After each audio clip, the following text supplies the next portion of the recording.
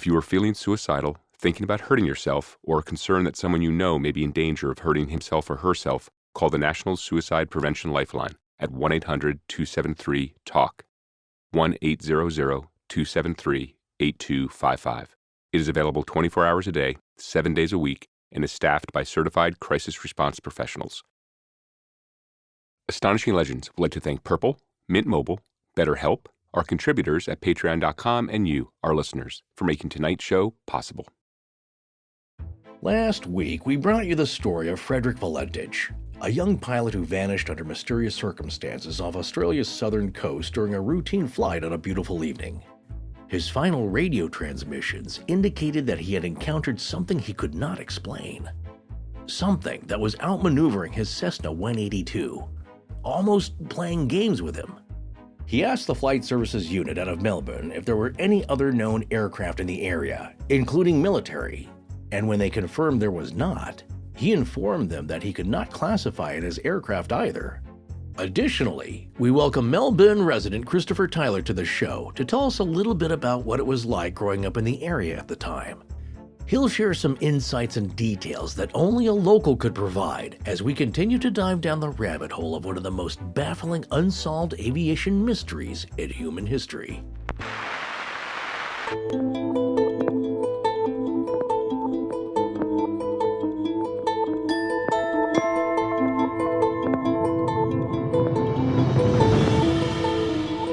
Welcome back to Astonishing Legends. I'm Scott Philbrook, and this is Forrest Burgess.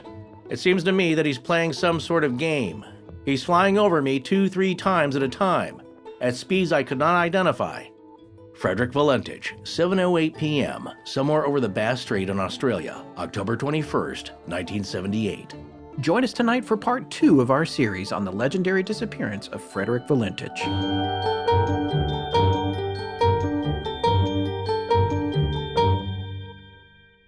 And we're back.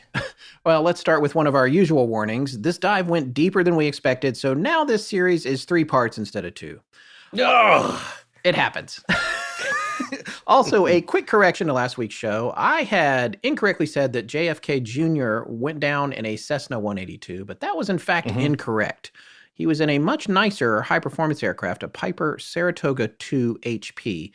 Now, I did source that info from an article in our research, but I think it was an honest mistake by the author of that article, as it would seem that JFK Jr.'s first plane, was a 1977 Cessna 182. But it was not the one that he crashed in.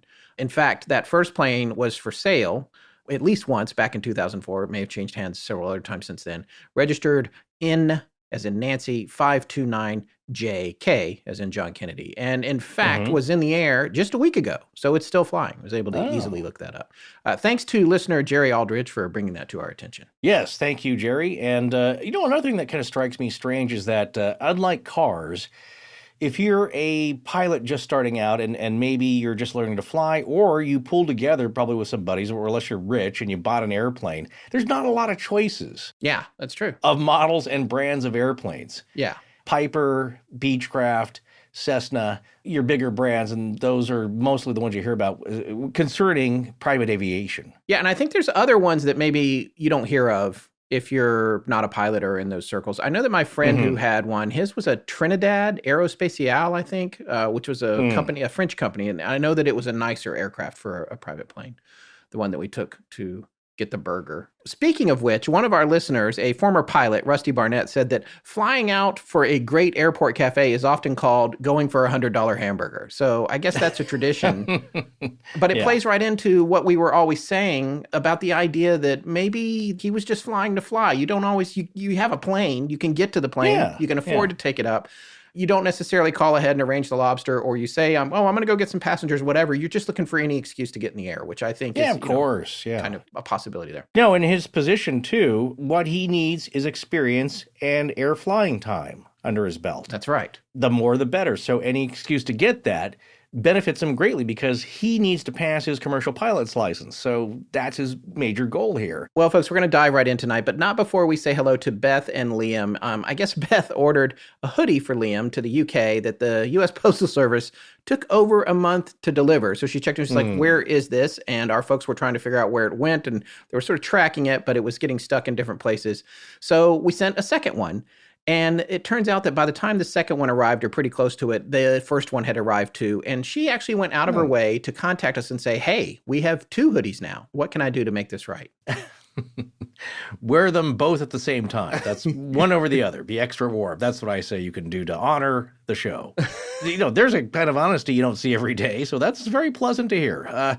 But we're so glad both made it to you guys. And Liam, with any luck, that hoodie will keep you warm while you're outside working in the rain and snow there, which Beth says is a requirement of your current gig.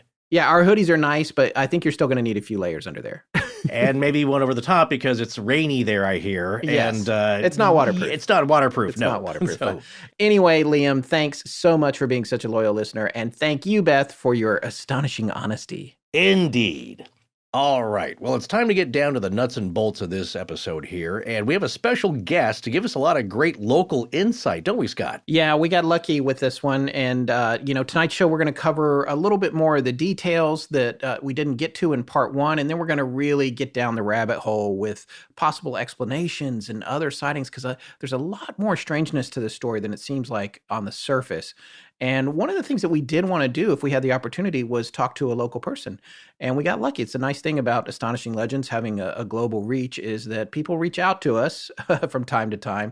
And this gentleman actually emailed us, well, a while ago, as you'll hear. It's kind of embarrassing. Sarah, go ahead and roll the top of our interview with Chris Tyler. Chris, thank you so much for coming on and talking to us about Frederick Valentich. Not a problem. Thank you for having me. I think we should start out by telling everyone that you first emailed us about this topic over 3 years ago. And we, of course, didn't write back at all. And then I wrote you back and said, hey, can you talk about this in the next day? Yeah, immediately. Now, drop everything. Yeah. That's the way we roll. But that's very current for us. And you agreed. So thank you very much. I guess before we get into this story, we've already done part 1 of this series, and it's exciting to have you here for part 2 as a local and somebody that used to have a podcast as well, I understand. Can you tell our listeners a little bit about yourself and your background? Sure. Look, I have a psychology background. I currently work for a university designing courses. I have a research background. I've always been fascinated by UFOs and the phenomena of UFOs, and I was really into it when I was younger. Like when I was between, I think, 12 to 22 would have been my butter zone for UFO fanaticism. But it's kind of cooled over the years and sort of gone up and down in waves. I think of myself now as a skeptic, but a really interested skeptic. And I often think that I'm too much of a believer for skeptics and too much of a skeptic for believers. Right. So I fall into that zone where nobody likes me, basically. I used to be a member of UFOs, but I sort of dropped out because they're lovely people, but they're not necessarily as skeptical as I am. It's just a topic, particularly the Valentich disappearance. I've always thought this was one of the top 5 most interesting UFO cases possibly in the world. And I think it's definitely one of the top 5 of Australia. Yeah, we have a few, but this is up there. What do you consider some of the other top UFO cases for Australia? So the top 5 for me, the Westall incident, which if you're not familiar with it, is the incident where you have over 200 witnesses witnessing the landing of a UFO in a school. Westall's actually not too far from me. I live in Glen Waverley. It's close to Dandenong. Then you have the Kelly Cahill abduction, which actually occurred down the road from me. And then the Knowles family Min encounter on the Nullarbor Plain. Wow. Yeah, and Westall, I think I'm in a Facebook group with a bunch of people for that, which I, of course, never posted. I'm surprised they let me in there, but it's really fascinating. They're still in there talking about that. It's like they're all friends. A lot of people in there still talking.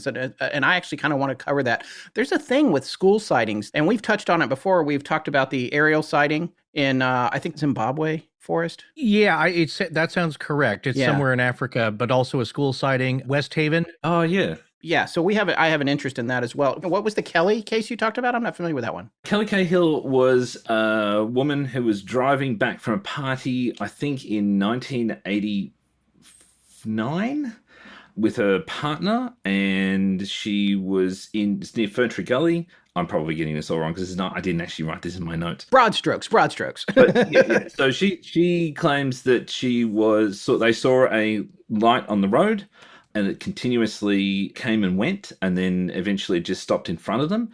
And she claims she was abducted. She doesn't really have a lot of memory of what happened, but then she was, she had nightmares and all this sort of stuff afterwards. Very common sort of post-abduction sort of story. But she never changed the story. She was she had a witness as well. There were other people who witnessed the same UFO who were independent of her and saw the UFO along this road at the same time. Oh, wow. She wrote a book, I believe, which was called Close Encounter, which is now something that's hard to get, but I remember owning it in the early 90s. And it's referenced in an X-Files episode. Oh, cool. One of the newer episodes, I believe. Oh, that's awesome. Okay. So, but that took place near you. Yeah. Yeah. Okay. Yeah. Well, let's talk about Valentich. Sure. We talked about this a little bit off the air, but I'm thrilled to hear that that's how a local pronounces it, because we looked, and that's what we went with, or tried to go with. It was hard to, we're stumbling every time we say Valentich, Melbourne, Moorabbin? Moorabbin, correct. Okay, Perfect. that's great for the airport. Yep. Okay, and Flinders and King Island, those all seem pretty easy to say, right? Yep. Okay. But let's talk a little bit about what how you feel about this case and what you think. I think you were going to give us a little bit of local color from the time period in Australia and try to give our listeners an idea of what it was like there when this happened. The thing I think about when I think about late 70s Australia is that we're very much just a large country town in a lot of ways. There's a lot of weird contradictions about Australia. We're a multicultural melting pot, which makes us on a short list of multicultural cities, and yet we're sort of a relative backwater. We're a first world country with a population of only 14 million in 1978. So it's really, that's the entire country. Petrol's cheap, beer's plentiful, casual racism is the norm, Grease is playing in cinemas. We're yet to become, like in the 80s and 90s, we start to become like a powerhouse of technology and innovation and things like that. We're just not that in the 70s. We've just come from a very progressive government into a very conservative government, and we had a huge political fallout there. You probably have no idea about this thing called the dismissal, where the Queen basically told the Governor-General to dismiss the Prime Minister of Australia because he wasn't doing a good job. And it was a massive controversy. Wow. That was only a year before. Okay. We've only had colour television for 3 years in 1978. Like, we've only got 5 channels of television for the whole country. If you're in a country area, it's only 2. Oh my gosh. We're kind of sleepy. We don't have a lot going on. Like, there is a lot going on, but if you're an alien coming to Australia and just looking down, you'd be like, not much is happening. Victoria is particularly sleepy. We're now known as a very cosmopolitan, more cultured perhaps than the rest of Australia. We're now known as kind of a cultural hub. But in the 70s, we were just kind of doing our thing. Like, we'd spawned AC/DC. We were really proud of that. Yeah. We're very much a sporting nation. The cultural zeitgeist was drinking beer, going to sporting events, and just buying big cars, which is the other thing we loved. Yeah. It wasn't exactly a town where lots of stuff happened. Yeah. But of course, just because a place is quiet doesn't mean that nothing ever happens here. And as we touched on, prior to 1978, the most famous UFO case we'd had would have been Westall, and that's 1966. By the way, just briefly, Westall that was a couple hundred witnesses, right? That saw 200 witnesses. Yeah, 200 witnesses that saw whatever they saw that day. 10th of April, around 11 a.m., teachers and students came out and saw a UFO land in a field. Now, the accounts vary as to whether it actually landed or it just hovered over this field. But it was there for around 20 minutes. Students all independently identified this thing. You've got lots and lots of drawings of what this thing looked like. Then after 20 minutes, it just sort of shot off over towards Clayton, which is sort of to the east. I don't know why you want to go to Clayton, but that's where they went. Where is Westall? I can't remember. Where is that? So it's about 25 k's out of Melbourne proper. Okay. So between the Kelly, who got abducted up the road from you, Westall's 25 kilometers, and then we're right on top of the Valentich situation as well. So it's feasible that if any of these phenomena are verifiable as real phenomena, it's feasible that they could be connected somehow. It's not impossible. That's correct. Yeah, and one thing I wanted to say here, I may have misspoken earlier. I was trying to mention the Broadhaven UFO sightings in Pembrokeshire School. Yep. That's 1977. That's Welsh. That's in Wales Yes, or whatever. We're just talking about school sightings, general school sightings where there's a large group of children and adults who all witness this as well. But you had mentioned the mood and the, what was going on.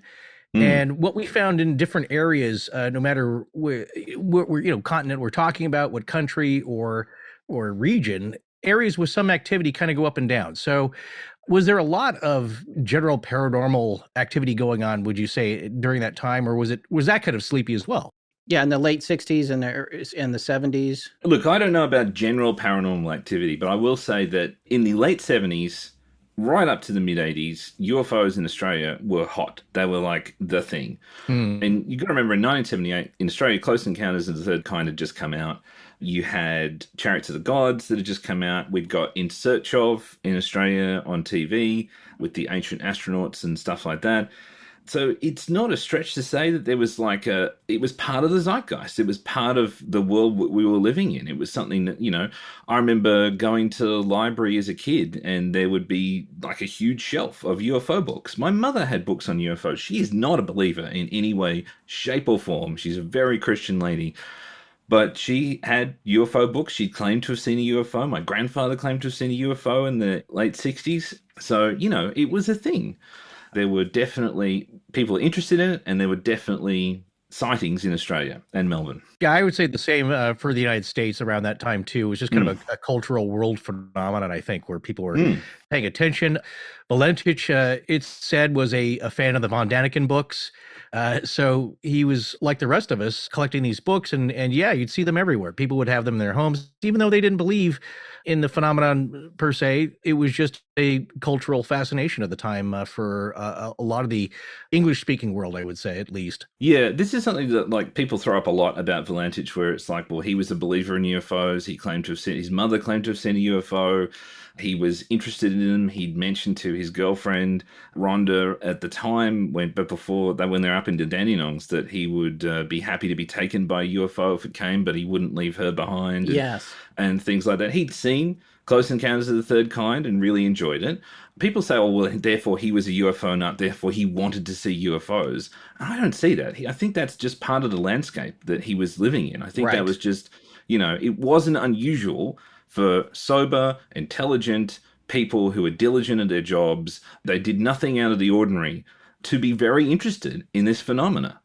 So I don't see it as a deal breaker. I don't see it as, he must have faked this because he wanted to see a UFO. Right. I see it as, that's just how things were. And plus, he's a pilot. He's in the sky. It's like he's even closer to the idea of it just by the nature of what he wants to be, which is interesting too, as opposed to folks who are fascinated, but, always earthbound. So I think that's interesting. So, yeah, and I would agree with you. I would say the cultural zeitgeist, and I haven't been able to use the word zeitgeist on our show in a long time, so thanks for bringing that back. Yes, you're welcome. It's an old favorite. because we've all been waiting for it. Yeah. But, I mean, that feeling was the same. I remember at that age, I was 9, 10 years old when this happened. And but I remember, when Star Wars came out and Close Encounters and all of that stuff. And there was an interest in them, but there was not, for me either, an obsession by any stretch of the imagination. And it seemed like a lot of the character witnesses that they interviewed for the report said, well, yeah, I mean, some people said, no, he never even brought it up. Other people said, well, he did, but I don't think it was unusual. I think that, once again, that's normal. The people who I'm friends with, who I just don't talk about UFOs with. Yeah. And they probably don't really know that I'm interested in them. Right. And I think that's perfectly normal. I think that demonstrates like a passing interest. Like if it was a monomania or something, or he was absolutely fixated on them, he would talk about them all the time to everyone. Right. And he did not do that. Throw some bedding on a bunch of different mattresses, and sure, they all look alike. The same goes for pillows. But peel away the layers, look at what's inside, and you'll see they aren't all created equal. You can never judge a mattress by its memory foam cover. And that's what makes every purple pillow and mattress unlike anything you've ever slept on. It's more than just what it looks like on the outside. That's exactly right. What makes the purple mattress so much better? It's all about the purple grid. You gotta love the purple grid. So what's the purple grid? The long answer is it's a patented comfort technology that instantly adapts to your body's natural shape and adapts to your sleep styles. This thing has like 1,800 open air channels designed to neutralize body heat. And I'm one of those folks who's got to be cool and comfortable to sleep well, which is why I love the purple pillow, because it keeps me cool all night. All right, well, what's the short answer? It's awesome and you need it. That is a pretty good short answer. Scott and I are so happy with the technology of the Purple products that we've hooked up friends and family with them, and hopefully many of you will give it a try, because good sleep is one of the best things you can do for yourself, and Purple is a great head start to that goal. And this is what I think they mean about peeling away the layers. The Purple pillow is the best pillow I've ever used, and if you unzip the outer cover, you can see why. At the center is a soft but bouncy core, but that alone wouldn't make a great pillow. It takes the outer sleeve of the Purple grid around it to make it all work, because what you end up with is something that supports your head, neck, and shoulders in a 2-layer system for a cool slumber that has you waking up refreshed, not kinked. And they're going to make it very easy for our listeners to get started, because you can try every Purple product risk-free with free shipping and returns. And Purple has financing available as low as 0% APR for qualified customers. So get on top of it, literally and figuratively. Experience the Purple grid and you'll sleep like never before. Go to purple.com/AL10 and use promo code AL10. For a limited time, you'll get 10% off any order of $200 or more. That's purple.com/AL10. Promo code AL10 for 10% off any order of $200 or more. Terms apply. Good evening, everybody. My name is Adam from Graveyard Tales, and when Matt and I aren't neck deep in weirdness, I'm listening to Scott and Forrest. Well, actually, that keeps me neck deep in weirdness, but whatever. Let's get back to the show. You know, sometimes when we do these raw interviews, I will send them out for that Autobot transcription because it's really cheap. It's like 25 cents a minute, and this computer tries to figure out what was said. Later, we do real human transcriptions for the shows, which we're doing for all our current shows now and doing some for the older shows. It's a long story. But anyway, the point is, the recent episodes are all transcribed by humans. But when we do an interview and we need to integrate it into our production workflow, it's like a lot of times we'll just like, I'm going to send this out, get the robot to do it, send it back so we can kind of figure out how to piece everything together. And a lot of times it makes a ton of mistakes. It can't tell who's speaking. It makes up words. And some of the mistakes are pretty hilarious. But the one thing here was that it thought that Chris Tyler had said the word monomania. And it even capitalized it. And I was like, that's got to be, that's like monomina. It looks like monomina when you look at it in type here with an extra I in it, monomania. But anyway, I didn't think it was a real word. I hadn't heard it before. Maybe it's a common word in Australia. I actually had to look this up, Forrest, and it perfectly describes what he's talking about, because he was saying that Frederich didn't have monomania regarding UFOs. So what monomania is, and it doesn't need to be capitalized. I don't know why the AI capitalized it. It's a robot. Yeah. Pathological obsession with one idea or subject. Oh. Intent concentration on or exaggerated enthusiasm for a single subject or idea. Not only did he use that word perfectly, which I was not familiar with, but the robot figured it out too. And the only mistake it made was capitalizing it. Right. But this is a valid point. Frederich did not seem to have monomania. Well, hence the mono part of that word. I did have mono in high school. I did get that. Just all I can say is a spring break, do not share the hurricane cups, because my whole senior class got it. Yeah. No, but it's also us, picking out the mono, the easiest part of that. Of course that makes sense. Yeah. I am El Nino, which is Spanish for the Nino. Sorry, cut that out. No, that was it's Chris Farley. You don't remember his character El Nino? And that was back in the early 2000s, I believe. And of course, people hear the term, but they don't know the Spanish, which is the child. The child, yes. The male child. But getting back to Frederich, it describes that perfectly, I think, in that he did not have that or never displayed that. Nobody ever said that he was fixated on UFOs and he just wanted to climb aboard one and get abducted, or at least tell people about some wild, crazy experience he had.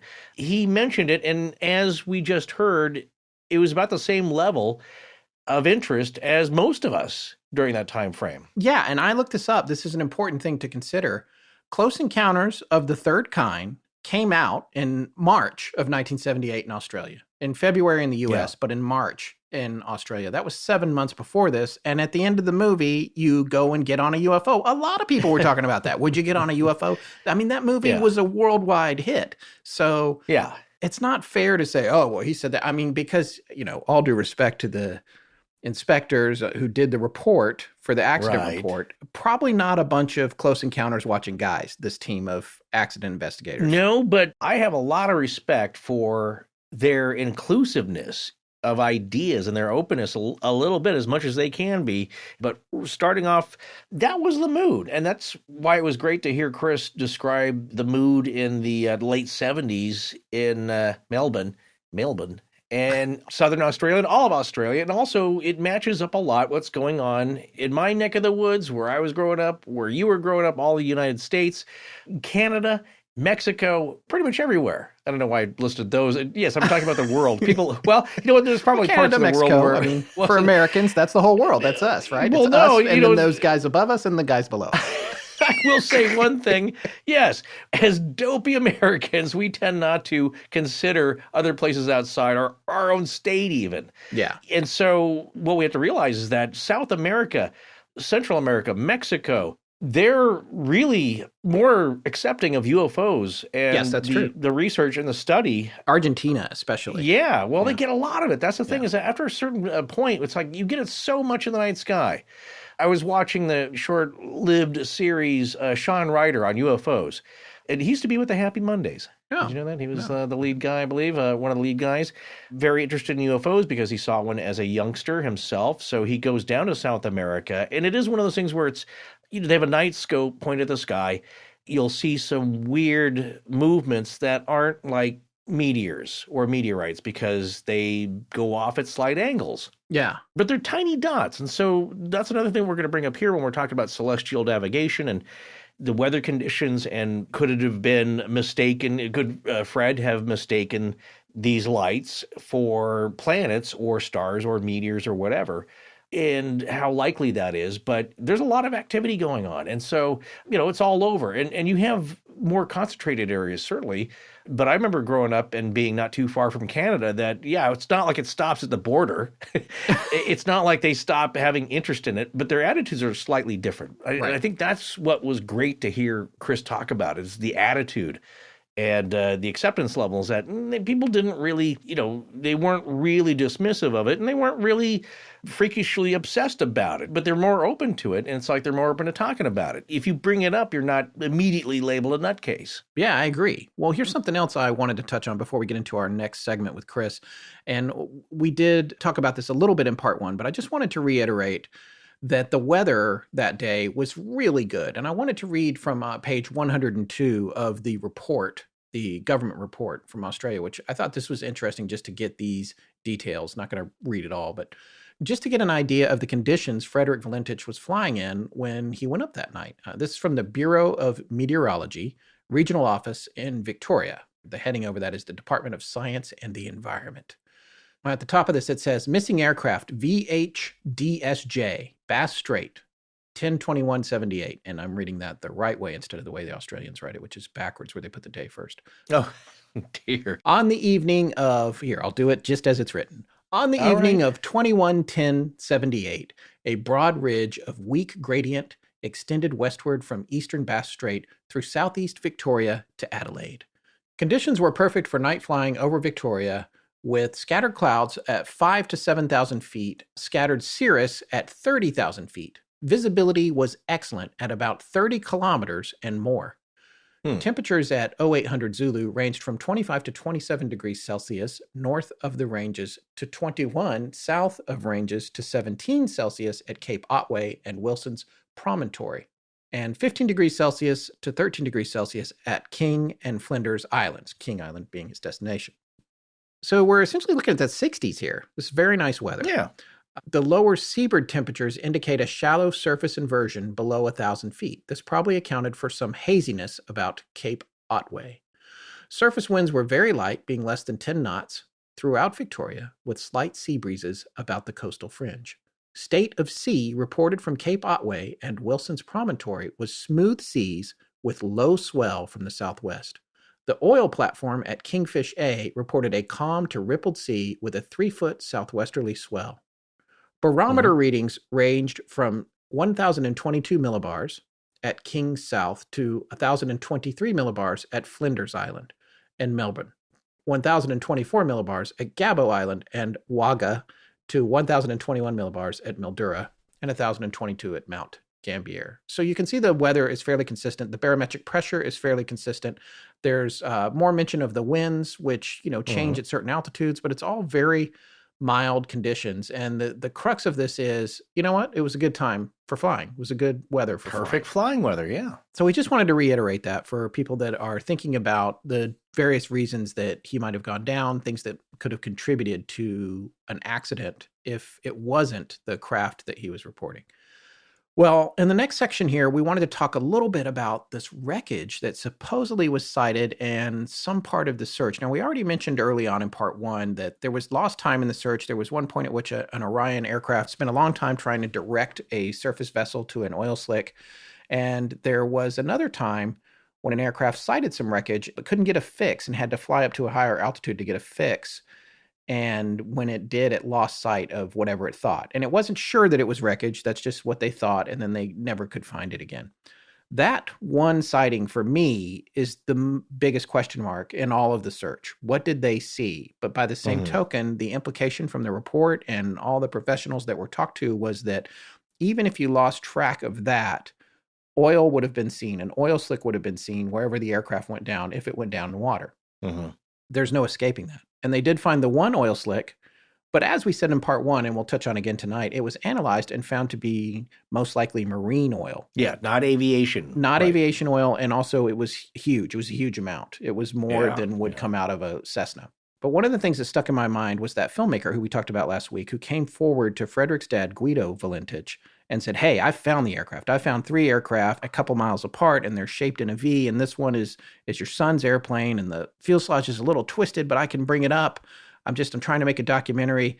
If you'll give me $10,000, I'll show you photos, at which Guido got understandably upset about. I was curious because the report doesn't really indicate where that went from there. So I, of course, wanted to ask Chris about it, him being a local, and see if he remembered it, even though he was 2 years old. All right, then here's another question that popped into my head. This Cameron guy, the filmmaker who called Guido and said, I found 3 planes, give me 10 grand. I'll show you. I saw his plane. We'll pull it up.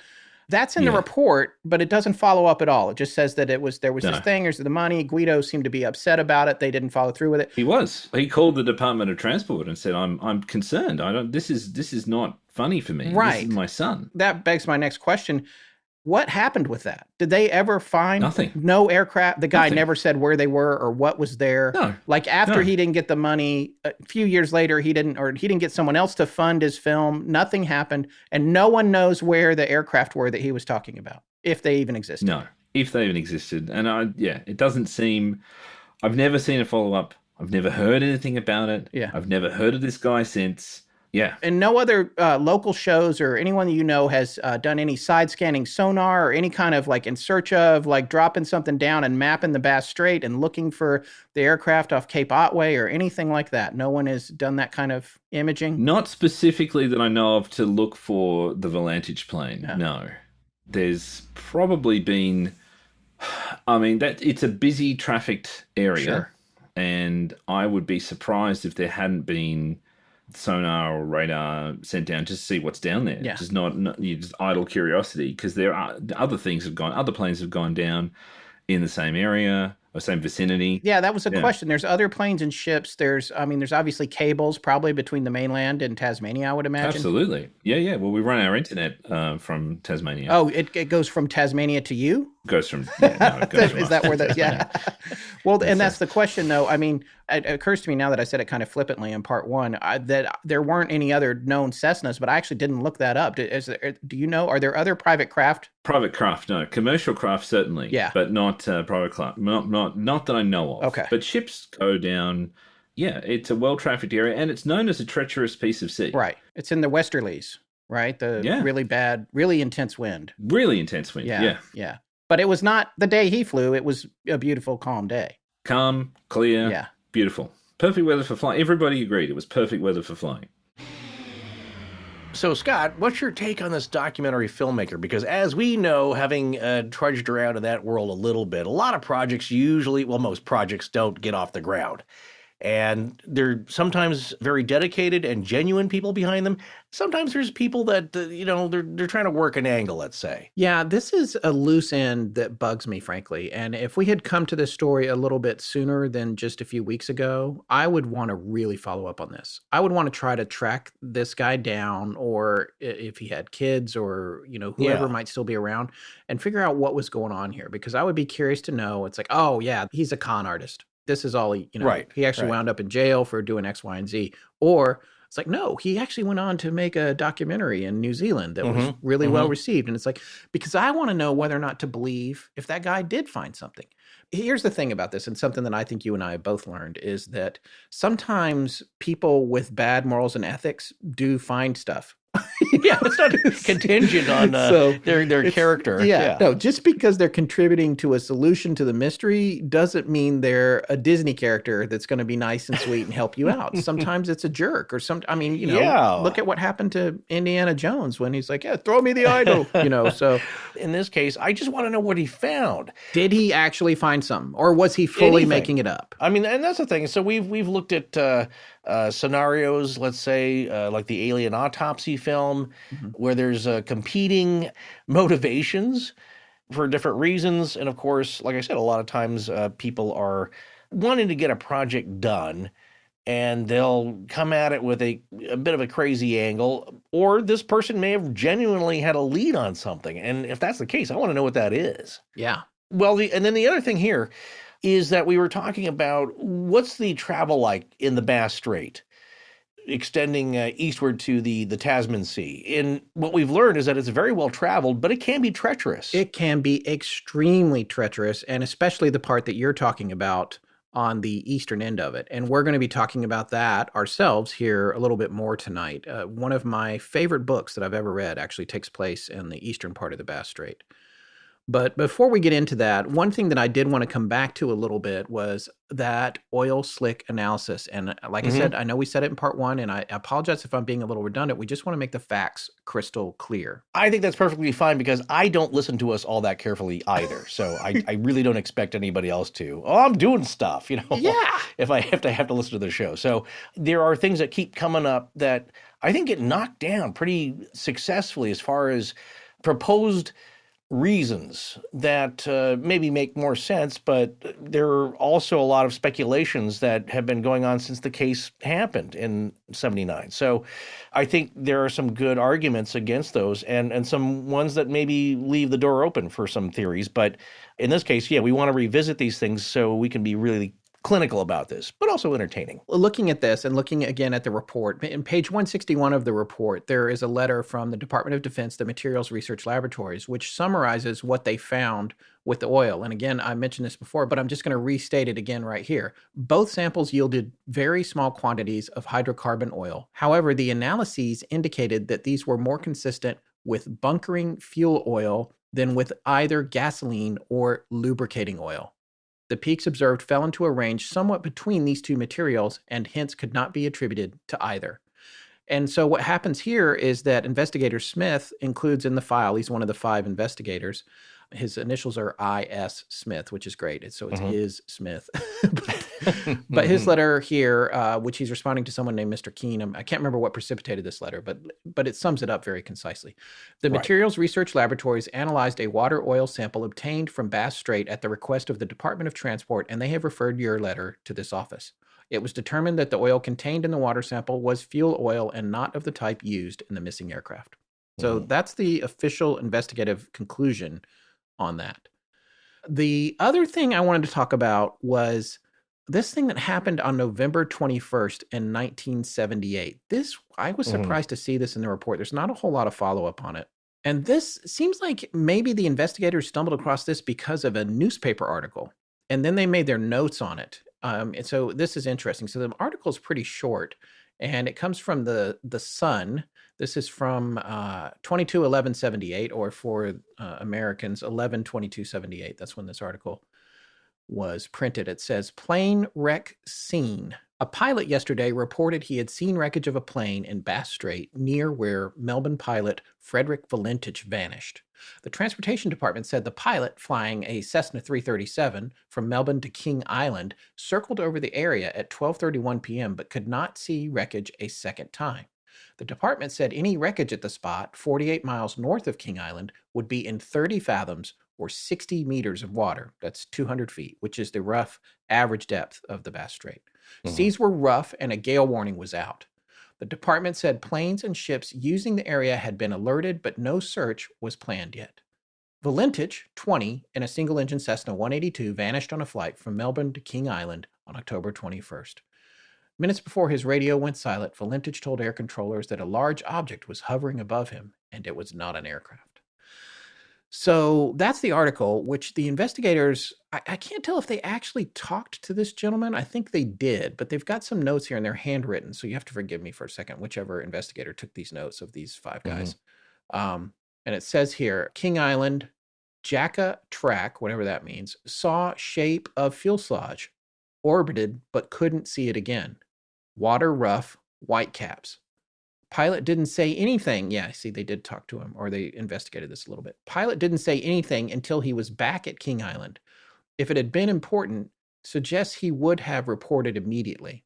So the investigator's thinking whatever he thought he saw obviously wasn't that big a deal because he flew all the way to King Island before he said anything. And then later on, it says here, the water was 180 to 190 feet deep there. Briefed other aircraft to maintain lookout. Would have required clear, calm water to see at that depth. All right, this is what intrigued me about this, Forrest. Yeah. This pilot saw something. It's rough seas. There's a gale warning out, and he thinks he's seeing an airplane 200 feet down in the Bass Strait. Now, I haven't been to the Bass Strait. I don't think the water's that clear, crystal clear. I mean, this is part of the ocean. So I don't... I think I know where you're going. To me, if this guy saw something, I don't think it would have been on the bottom. And I have to wonder, given all the information that we've uncovered with regard to this report and studying these events, if he saw a USO, an unidentified submerged object, kind of like what Commander Fravor's people saw in that incident. Pop culture rock star now, Commander David Fravor, who saw the Tic Tac, very large, but this thing, this thing not the Tic Tac, but was huge, and the water was boiling. It's very roiling. Yes, that's the rapid boiling, rough boiling. Yeah, just the sea bubbling above it as if it had been boiling. That's how he described it. But this thing was massive. I think he said the size of a commercial jetliner end to end. Yeah, it was a lot larger than the Tic Tac object from my memory here, my poor shoddy memory. But that's what he saw underneath the water, which shouldn't have been there. And also it was very light colored, not the usual color of military submersible vehicles. So I do wonder myself, I'm right there with you, my friend, in that he could have seen something else that was not at the bottom. That also does not strike me as very possible. Yeah. Again, I have not done a lot of search and rescue observations from a plane, but I have flown over depths about that in ocean water, and I would agree. It has to be pretty clear, pretty calm to see any depth, from my experience anyway. And if there's a little bit of chop, depending on the region there, you're not going to see to the bottom. So it's very odd. But I do think this pilot did see something. Yeah, because you're used to looking at white caps. You know what they look like. You're flying over them all the time, especially in the Bass Strait. So it's hard for me to imagine that he would have confused that for something else. I guess it's possible. But again, whatever he saw, he also didn't feel. This is the interesting thing too, Forrest. Work with me here. He flew to King Island before he reported it, which is a possible suggestion of paranormal apathy. Oh, wow. I mean, I'm turning this thing on its ear, but let's just say he was flying over there. He knew Valentich had disappeared there. He sees something crazy. It's a USO. And rather than taking the appropriate steps, he goes on about his way, which the flight to King Island is like 30 or 40 minutes or something. Yeah. He just flies out. And then when he lands, he's like, oh, yeah, I saw a sunken plane. It's like, oh, I saw a shadow man at the end of my bed and I went back to sleep. Okay. Cool. Whatever you say, dude. But the thing is, that kind of thing, right. that's something that we would bump on because of our experience over the past several years of researching this kind of stuff. But these buttoned up, and I'm not saying that they shouldn't be this way. Those guys are just going to be like, all right, he saw something, he couldn't find it, and whatever. We've got a report of it. But they're not going to make the connections we're making about the possibilities associated with whatever that pilot saw. Because this was a long time also after the accident. There's not an implication that Valentich's plane would have been floating all this time either. It would have been long sunk by now. I would also say the matter-of-fact attitude towards a lot of people who engage in these activities that could be dangerous, but you have to be very buttoned up to do them, is that this can wait. If he saw a boat on fire, he'd radio that in immediately, but this was some wreckage. He did remember it, but I wonder if it's one of those things where that area didn't make an impression on him. It's like you see something and it's like, that's pretty remarkable. It should be noted, but also not that big of a deal in the moment. Right. Which goes to your apathy theory. Yeah, it's interesting. Saving money should be at the top of everyone's resolution list for 2021. So listen up, friends. If you're still paying insane amounts of your hard-earned money every month for wireless, I ask you why? What are you doing? Just stop it. There's a much better way. I got to say, probably the best part of my 2020 was my cell phone bill. I can't imagine dealing with everything going on and then getting kicked in the groin once a month by an outrageous cell phone bill. Ouch. Well, but how's that even possible, the audience is thinking? Well, if you've been paying attention, and you should because there's going to be a quiz later this year, Scott and I cut our ties with the big mobile monsters and switched to Mint Mobile. Yeah, switching to Mint Mobile is the easiest way to save this year. As the first company to sell premium wireless service online only, Mint Mobile lets you maximize your savings with plans starting at just $15 a month. Yeah, you heard it right. Just $15 a month for a premium wireless service. There's no annoying compromise you gotta live with either. All plans come with unlimited talk and text and high-speed data delivered on the nation's largest 5G network. And I love having those services because I used to have limited talk and text, and this feels like total freedom. But for me, honestly, one of the best parts about the Mint deal is that it's big-time automatic savings. I set it and forget it. You don't need a new phone. You don't have to get a new number with a weird area code. Keep all your contacts in place. It's all easy and hassle-free. And if you're not 100% satisfied, Mint Mobile has you covered with their 7-day money-back guarantee. So, what's stopping you? Start the year off right. Switch to Mint Mobile and get premium wireless service starting at just $15 a month. To get your new wireless plan for just $15 a month and get the plan shipped to your door for free, go to mintmobile.com/AL. That's mintmobile.com/AL. Cut your wireless bill to just $15 a month at mintmobile.com/AL. BetterHelp wants you to start living a happier life today. Life is unpredictable, to say the least, especially these days, and sometimes just a tad overwhelming. Yeah, that's an understatement for sure. And I think after the last year, just about everyone has been pushed to their limits. I know that I have, and frankly, most of the time, I'm one of the most emotionally healthy people I know. But right now, I'm a bit of a wreck. Sometimes you can't help but feel like you're in a deep well and you don't know up from down. So if that describes you or someone you know, do yourself a favor and take a minute or two to check out BetterHelp. Yeah, this isn't a crisis hotline or anything like that. It's not self-help either. BetterHelp is professional counseling done securely online. You get timely and thoughtful responses, plus you can schedule weekly video or phone sessions, so you don't ever have to sit in your car waiting for sanitization procedures between visits with traditional therapy. It's also more affordable than traditional offline counseling, and financial aid is available. I was looking over the reviews posted on their site and found this one, which I think sums it up pretty well. MI wrote that, JP has been a huge force in helping me understand myself and my issues better. I started therapy a half a year ago, and ever since, I feel like I've been making progress. Not only does he understand me, but he also puts everything in a way that I can understand myself. There's a lot of great testimonies on their site, and I encourage everyone to take a look. In fact, so many people are signing up with BetterHelp that they're recruiting counselors in all 50 states. It's a huge success. Yeah, that's great to hear. Well, visit betterhelp.com/astonishing.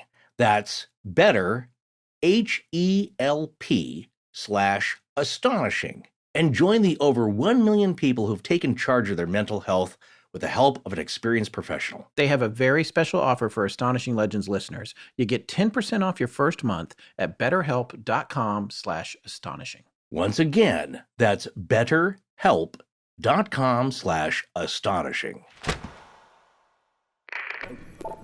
Hello, everyone. I'm Ron, and this is Astonishing Legends. Let's get back to the show. I don't know if you guys remember, but towards the end of part 1, we mentioned a bit of wreckage that had been found, and I want to be more specific about that. This turned up 5 years after the accident, and it was buried in the report, and no one knew about this for a long, long time. But the information... Until 2012, right? Yeah, until 2012. Yeah. The information came out that a cowl, which is essentially the hood, if you're a car person, or the bonnet, on the front of the aircraft that goes over the engine, one of these was found that had a serial number that aligned with a range of serial numbers that would have corresponded to the production of Frederick Valentich's aircraft. But here's the thing about this. There's a lot of things to consider here. This cowl was found off the coast, the west coast of Flinders Island, which is something like, I don't know, over 200, maybe 300 miles from where Valentich was thought to go down between King Island and Cape Otway. It's a long way away. And I know I mentioned this in part 1, that the bottom was relatively flat in the Bass Strait. That's not entirely true. There's coral reefs. There's all kinds of stuff. So it's not like it's a roller rink. So you're kind of thinking, how in the world could this piece of aluminum, quote, and then quotes, and you're going to hear this term, walk across the bottom of the ocean, and even in the course of 5 years, all that distance? It doesn't float. And the depth is 200 feet, and there's going to be obstacles along the way. So I want to read this report about the idea of this cowl moving all this distance and winding up on the coast at Flinders Island, several hundred miles away from where Valentich went down, even if the serial numbers fall into the category. The letter that precipitated that came from the head investigator, J.C. Sandercock. It's dated July 6, 1983. Recently, a piece of an aircraft was found washed ashore on the west coast of Flinders Island, Tasmania. It was found on the beach at Perry's Bay, opposite the northern end of Flinders Island Aerodrome, which is the airport. The date of finding was May 15th, 1983, and there is reason to believe the piece had not been on the beach more than a few days. The part has been identified as having come from a Cessna 182 aircraft between a certain range of serial numbers. The part is an engine cowl flap for the control of airflow over the engine. It is 300 millimeters long. They go on to describe it, side panels, etc., etc. The operating bolt of steel, while heavily corroded, appears to have failed on impact or in flight, meaning not by corrosion. They go on to mention how Valentich's plane disappeared. They're wondering if this could be part of that plane, and add, from previous knowledge of aircraft parts walking, in quotes, across the floor of tidal lakes and rivers, it is wondered if such a piece as described could travel from an area between Cape Otway and the northern tip of King Island, or from a position near the described area under the influence of ocean currents. While it is not unknown for the cowl flap to separate from the aircraft in flight, to our knowledge, there have been no recent cases in the Victoria, Tasmania area, and no wreckage of aircraft have been dumped at sea to our knowledge, nor are other Cessna aircraft missing in the waters of Bass Strait. Any information you could pass concerning the likelihood of this particular item being able to travel over a period of close to 5 years would be a step towards solving the mystery of the disappearance of this aircraft and its sole occupant, and aid to its location. Please do not hesitate to call to discuss the matter. Attached, please find a map showing the area of finding and 2 photographs of the item.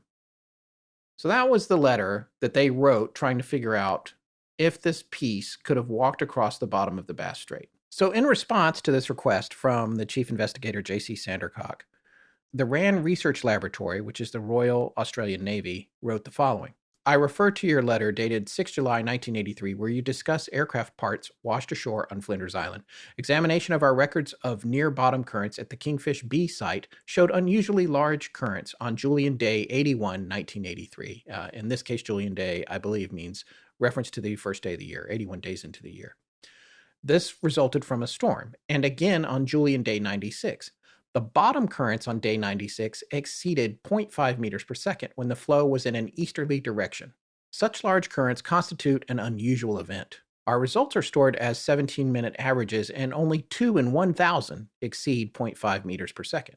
Thus, it seems reasonable to speculate that the storm on day 96 induced large bottom currents over much of the eastern Bass Strait and moved your aircraft parts towards Flinders Island. More usual currents could then have completed the process of washing the components ashore. So, what they're saying here is that it's possible. Yeah, but I did math on this and I don't trust it, so I don't want to fully quote it here. Actually, I guess I'll say this. Here's what they're saying. They're saying that this piece could have walked along the floor of the ocean, and I don't know if they have stoplights and intersections down there. What do you do when you get to coral? You're rocking. Is there any junk in this way? Right. At 0.5 meters per second during these two storms. Now, they don't say how long the storms lasted, but I did do the math, and if the storms were, let's say, 9 days long, which is ridiculous, there's no storm that long, but if they could, then the current could have moved this cow from Cape Otway to Flinders Island if you had 9 days of 0.5 meters per second. But they already said it was like 2 in 1,000 times that they had a current that strong. Yeah. Moreover, what they're saying is that two storms could have done the bulk of the moving combined with the average current over the 5 years, which they don't mention. And it's feasible that as a result, this cow could have gone 200 miles or 321 kilometers. So here's the thing, though. This still seems like a stretch to me because when I look on Google Earth at this whole area, which I love looking at, there's a lot of great detail here. Google Earth shows the ocean floor, as I've mentioned, as being relatively flat with an average depth of about 200 feet. But no matter how flat the bottom is, it's hard for me to imagine this bit of flat aluminum not getting hung up on a journey like that, or there being enough current to push it along the bottom, winding up all the way up on a beach at this other island. And here's the other thing about Flinders Island. The beach where it was found was right next to the airport on Flinders Island. Runway 23, you can see it right there on Google Earth, just goes right out over the coast, pretty much where they found this. So I don't understand why you would think that this piece on the beach at almost the end of the runway for an airport came 200 miles from a missing plane all the way on the other side of the Bass Strait by walking, and I'm doing Chris Farley air quotes, walking across the bottom of the ocean. That's twice tonight. Yes. Yeah. Valentich was nowhere near Flinders Island. So what is conceivable to me is that the cow fell off a different aircraft that didn't crash as a result, because that did happen, and it may have not even been reported. Well, one thing that I found, there's a podcast and a blog called Melbourne Marvels. And if you go to melbournemarvels.com, and it's spelled the way that I learned how to pronounce Melbourne, MELBIN, MARVELS.com, you'll see there's a website with blog entries and a podcaster and blogger named Eamon Gunning, who talks about and researches the kind of stuff that we do, but just specifically related to Melbourne. And I want to take this quote from his website regarding this cow.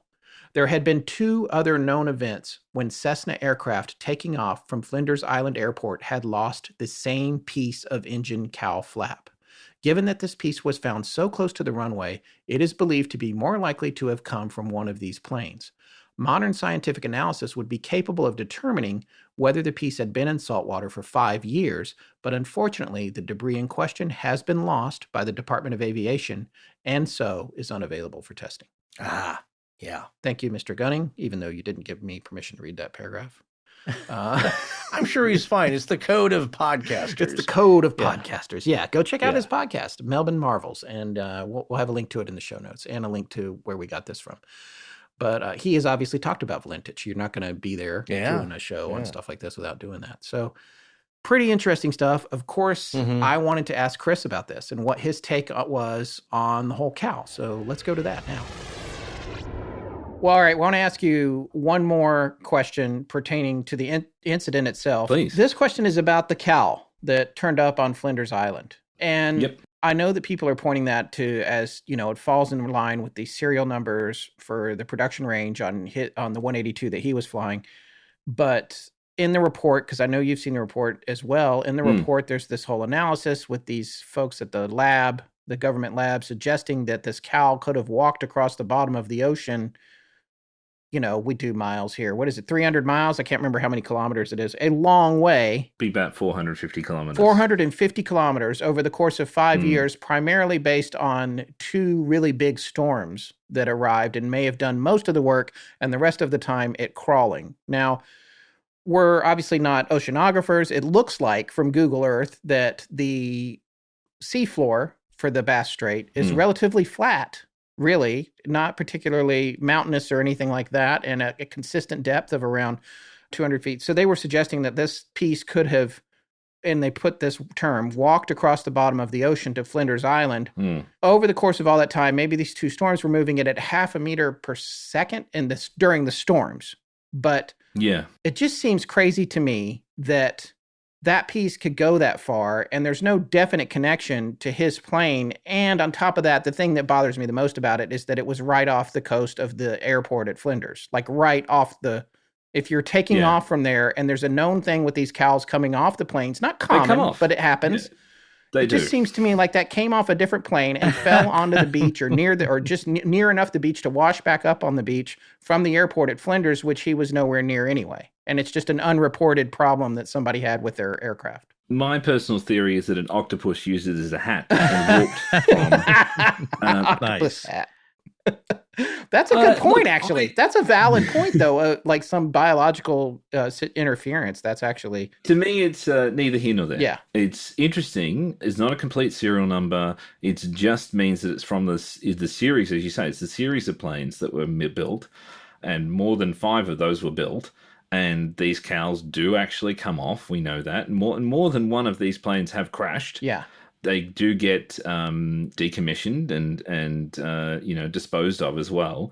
So, yeah, and I agree. Because of its proximity to the airport, once again, it's one of these things where, is it really likely that it's been walked across the bottom of the ocean and just happens to hit this suspicious spot?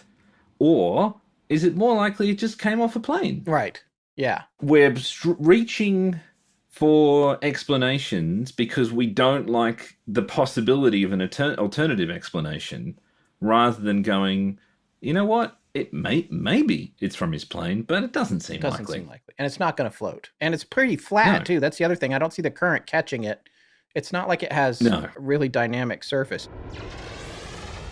Well, after all that, I think I tend to agree with you, Scott. You made a pretty good argument about the likelihood of that cowl ending up where it did. And it's kind of what we say about everything else. Nothing is impossible. I think it's possible it weirdly could have traveled that distance because there are strange hydrologic actions all over the planet here that cause strange things to happen. But how likely is it? And when you look at that question, I don't think it's that likely. And one thing you and I have found out, covering several aviation mysteries now, and the associated wreckage, is that there is airplane junk all over the place. Yeah, that's the truth. All over this world, because planes have traveled all over the earth. It's like that hatch, that piece of the hatch, outer ring, I believe, that ended up on Nikomaroro, which may fit an Electra. I think some of the numbers matched up right for the production run. I don't know. I'm incredulous about that piece and the whole Nikomaroro thing, as you know. But I know. Well, I'm right there with you. But that's my point, too, is that you find this outer lip of a hatch, and then you immediately leap to it being Amelia's plane, her Electra. It's like, hold on a second there. Not so fast. It's more than likely just other airplane junk. So for me, you need a lot more than that. Well, we've come to that point in this investigation where it's time to talk about the body of water where this all took place, which is the Bass Strait. And there's a lot of interesting stuff going on here. What do you think about this, Forrest? Well, I don't know about you, Scott, but I love strange and unusual geographic and oceanographic features like Lake Baikal, where it's a rift lake that is so unimaginably deep. 4.5 miles of just silt, not including the water. And I love these marginal places on the earth. And not that it's that marginal here, but I believe, of course, I'm not an oceanographer or geologist or geographer, but between the two land masses, the very large landmass of Australia and the heart-shaped Tasmania, between those two, I believe because of the proximity and the way it's set up, can cause a lot of just bad weather. and high chop and winds and treacherous transportation. Not that we're looking at that here with the Valentich case, but metaphorically, it might be like between the Scylla and Carbides scenario where between the two, you can have some things go wrong in the middle. And it's the old proverbial between a rock and a hard place. Well, and there's a lot going on here. I mean, in addition to that, at that latitude, you're in an area called the Westerlies. You've got that going on. Right. It's the 40-degree latitude. And then on top of the other parts that you're mentioning, there's also the idea of well-traveled routes. And once Tasmania was discovered, what people are doing is going back and forth, north to south, over and over and over again across the Bass Strait. And in addition to that, the Bass Strait is the route of choice for cargo coming from the east coast around to the west coast of Australia and vice versa. You can go around the northern end too, but the route of choice is the southern end, which takes you right through there. So there's a lot of traffic going on. And, we always talk about that the idea that a traveled area has more activity. Well, the first thing we're going to do here is talk to Christopher a little bit about it since he lives right there. And then after that, we're going to get into a little bit of discussion about some of the other strange things that have happened there. Australia, to our view, is a wondrous, mysterious place with a lot of dangers and a lot of beauty and a lot of different things going on. Have you been to Tasmania? Have you crossed the Bass Strait yourself? I have, yeah, a few times. And Tasmania is just absolutely beautiful. It's this weird place that's sort of it's like going to Ireland. It's like going to the UK. Like all the structures are bluestone. There's huge, beautiful green rolling fields and like a million sheep and cows and things like this. And it's just lovely. But yeah, crossing Bass Strait. Well, if you do it by plane, as I have a few times, it's literally an hour to get from Melbourne to Tasmania. So, if you get up from the plane as they take off and go to the bathroom and sit down, that's the flight. But going over water is more interesting because Bass Strait's a big, vast expanse of sea. Lots of things have happened there. And I think like any large stretch of water that's a little bit treacherous, you get lots and lots of stories about what happened and what might happen there. Do Australians consider Bass Strait a little bit like your own Bermuda Triangle? I wouldn't go that far. I'd say it's a bit more like Loch Ness without a monster. It's sort of like this weird, oh, you don't want to go there. You don't want to head to Bass Strait. You never know what might happen. Oh, geez. Have you been to King Island? I've never personally been to King Island. King Island is tiny. King Island is it's a tiny, tiny place. I've eaten a lot of food from there. They do amazing cheese and amazing beef. Nice. King Island beef is great. There's King Island dairy, which is famously great. But yeah, it's technically part of Tasmania. It's not actually part of Victoria. But isn't there an amusement park there? I saw that there was this big amusement park there. Is it not big? It's not. Right. A big amusement park would take up the island. Yeah. Wow. Right. Are any spots within like King Island or Cape Otway known for just a day trip? Yeah, if you've got a single engine plane or if you've got a pleasure craft or something like that, it's a good place to go because there's not a huge amount. So you might go to, say, Phillip Island, or you might go to King Island, or you might go, if you want to head back up towards New South Wales, you might go to Echuca or something like that. But yeah, these are places where if you're a pilot and you just want to practice things, if you just want to go places to get your flight time up. This is the other thing. Valentich might have just been wanting to get his flight time up. He might not have really had any idea. Yeah, that's kind of what I thought. And like he might have said, I will want to get some crayfish. Do you guys have crayfish, by the way?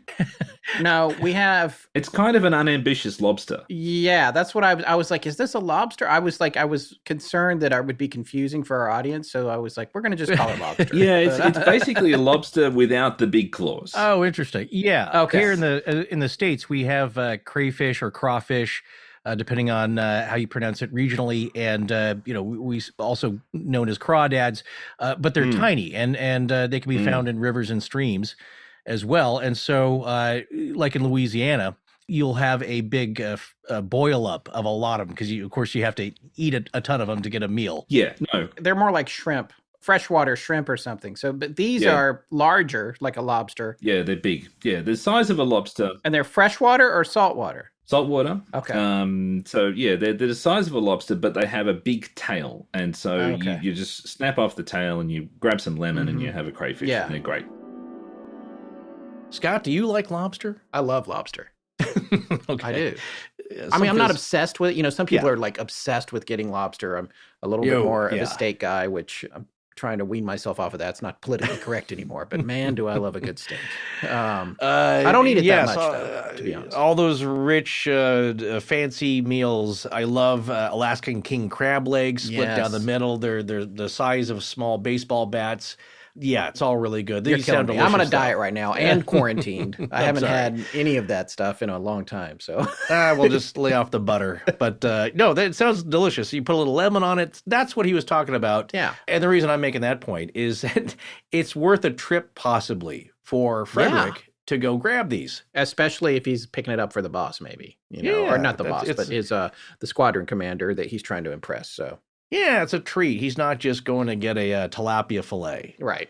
What about other strangeness, though, that happens in the Bass Strait? Well, you know what? I didn't know a whole lot about the other strangeness in this region, but I figured there must be somehow. And then you delighted me by saying, like, oh, yeah, there's other strangeness. Well, yeah, there is. And I want to give a shout out to Dave and the Astonishing Research Corps and the other folks in there who helped dig some of this stuff up, and Tess as well, of course, for wrangling that whole thing. We haven't given them a shout out in too long a time.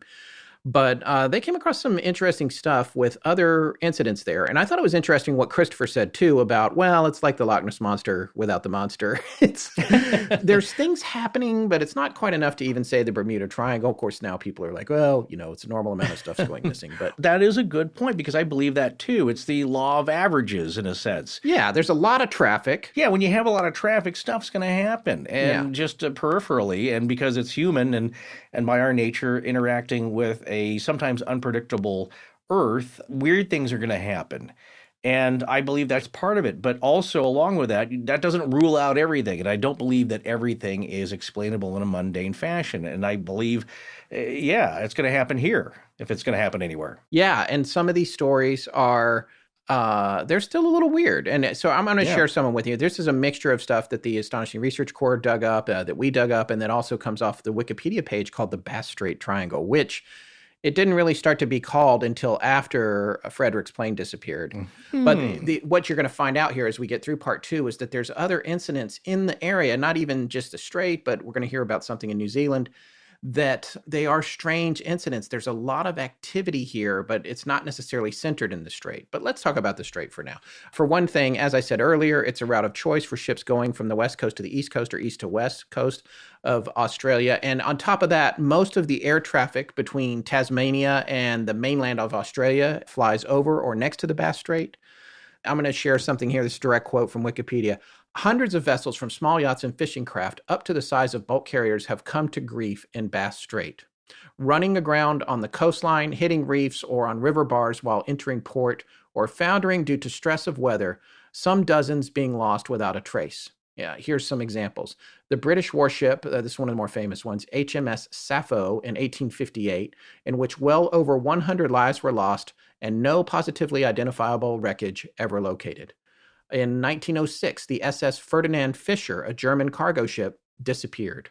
The SS Amelia J, a schooner, disappeared on the 10th of September, that same year, I think. The HMAS Swordsman was commissioned to search for that ship, and while searching the Bass Strait, a second ship, the barkentine SS Southern Cross, disappeared. Double mystery. Yes. In addition to that, a military Airco DH, which would probably be a de Havilland 9A, engaged in the search, also disappeared.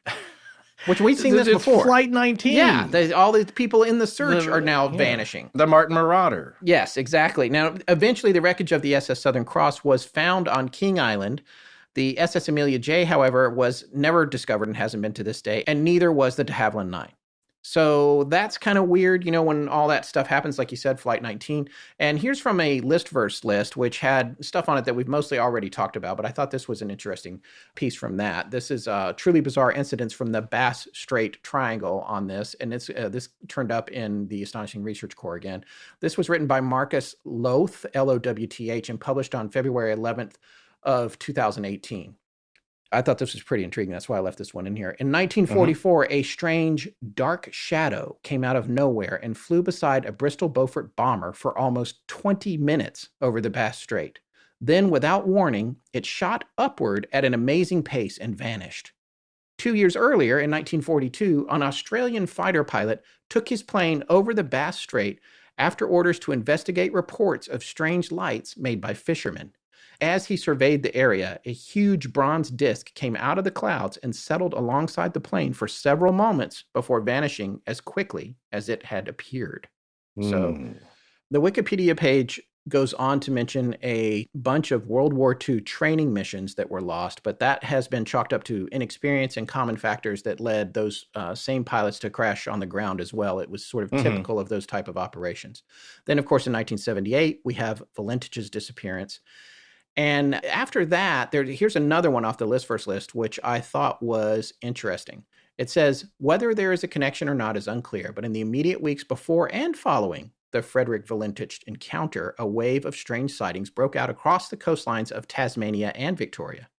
For example, on October 9th, a husband and wife witnessed a bright light above them that actually came down to the level of their car, maintaining pace beside them as they drove. Exactly a month later in Hobart, a taxi driver was suddenly forced to slam on his brakes due to a strange green glow in the middle of the road. Another green light, green glow. Yep. His communication radio also went out, just like Valentich. By the time he had returned his gaze to the road, the green object was nowhere to be seen. And then on November 25th in Sanford, a woman reported a doorway of light suddenly appearing in front of her property. Perhaps even stranger, and that's why I left this one in here. I knew you would like this, Forrest. Yeah. She could see through the doorway to her driveway on the other side. Ooh. And the list first goes on to say, this last account, as crazy as it sounds, is very similar to both ancient texts and other contemporary accounts that speak of portals or gateways to other dimensions. Wait, who wrote this article now? This is list first. This is the one that I already cited. Yeah.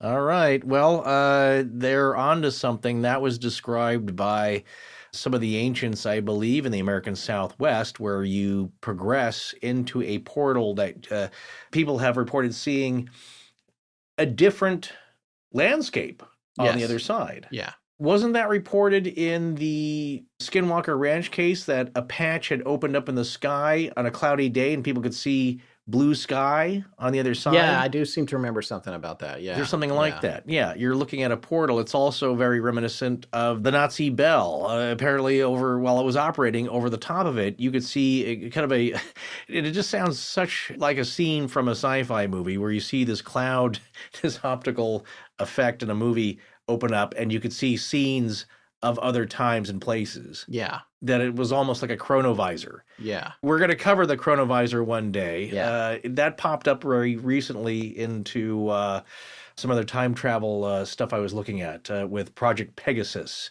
suggested to us by listeners, of course. But yeah, there's all kinds of crazy stuff that happens here. And I think what we're learning from Chris is that, well, it's known for that. The attitude is that it does happen around here. We don't talk about it constantly. We don't go on and on about it, but we do acknowledge it here. And maybe no more than other mystical places, like we said, the American Southwest or the Midlands in England, around Wiltshire, where there seem to be hotspots of strange activity. This comes down to one of the final ones, which is going to lead to one of my book recommendations. I haven't gotten to make one of these in a while. This has to do with the yacht, the Charleston, which disappeared in 1979 while sailing to Sydney to join the Sydney-Hobart yacht race. Now, you may never have heard of this, and it's certainly not something that I can afford to participate in or even watch, but this is a famous race. And one of the reasons it's so famous is how completely treacherous it is. And the route takes you along the very eastern end of the Bass Strait down to Hobart, which is in Tasmania from Sydney. So you're coming down across what they call the Westerlies, which cuts through. So you're sailing across the end of the Bass Strait between there and New Zealand. I'm just going to read, and this is again from the list verse article about the Charleston. In December 1979, the yacht Charleston, along with the 5 crew members, would vanish without a trace while sailing along the Bass Strait. The yacht was scheduled to arrive in Sydney for New Year's Eve. However, after several days with no contact and no arrival, search planes were sent out in a desperate bid to find the apparently stricken vessel. Nothing of the boat or the people on board was ever discovered. There are plenty of theories as to what might have happened, though. Some suggested that due to an increase in wind around the time the ship disappeared, it was possible that damage could have been inflicted upon the mast, or perhaps a loose container from the many ships passing through the area had damaged the rudder. If this was the case, it's possible that the yacht could have drifted as far as islands to the south of New Zealand.